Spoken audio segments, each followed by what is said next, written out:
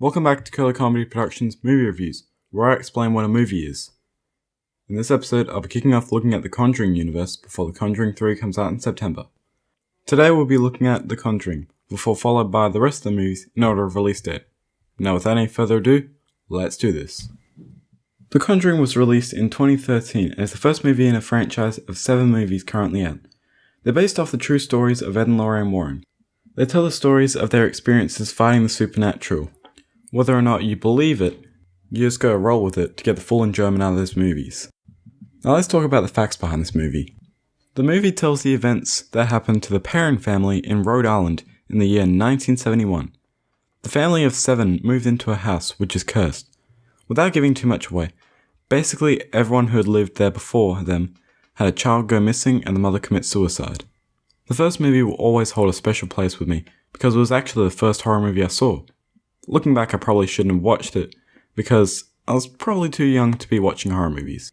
Anyway, some positives about this movie is that it's a brilliant intro to the Conjuring franchise. The movie relies a lot on the fact that we don't know a lot about the situation occurring, and uses the fear of the unknown against us in order to scare us, and it works perfectly.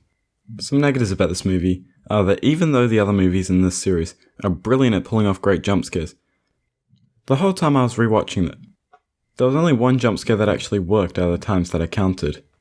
The movies get better in the later entries, but for now, they just remain pretty average. Now let's get down to the ratings. First, let's talk originality. First off, this movie is based off real people, so it's hard not to give it points for being original. The movie is extremely original and great, 9 out of 10. Next would be storyline. The Conjuring universe timeline is incredibly diverse and is still continuing to grow. The movie does a great job at setting up that universe. I'll give it a 10 out of 10. Third is the script. The script can get a little boring at times, but it sets up the story well. I'll give it a 7 out of 10. Number 4 is characters. The characters in this movie are, as I said before, based off real people. These characters aren't dumb. The parents do the right thing when stuff starts getting weird. I'll give it a 9 out of 10. Number 5 is acting. Patrick Wilson and Vera Farmiga do an incredible job at portraying Ed and Lorraine Warren in this movie, and all of the other actors in this movie are good. That helps with immersing you into the movie, so I'll give it a 9 out of 10. 7 is special effects. The special effects were good for 2013, but they weren't used well enough in this movie. I saw once that they used it so well that I didn't see it coming, and that's why it's getting a better score than originally planned. It's getting a 7 out of 10. Next, let's talk editing. The editing in this movie is used extremely well to create suspense and execute jump scares, so it gets 10 out of 10 for that. Number 8 is the ending. The ending could have been better. Without spoiling it, I'm going to say I'm a sucker for endings that make me tear up, so 9 out of 10.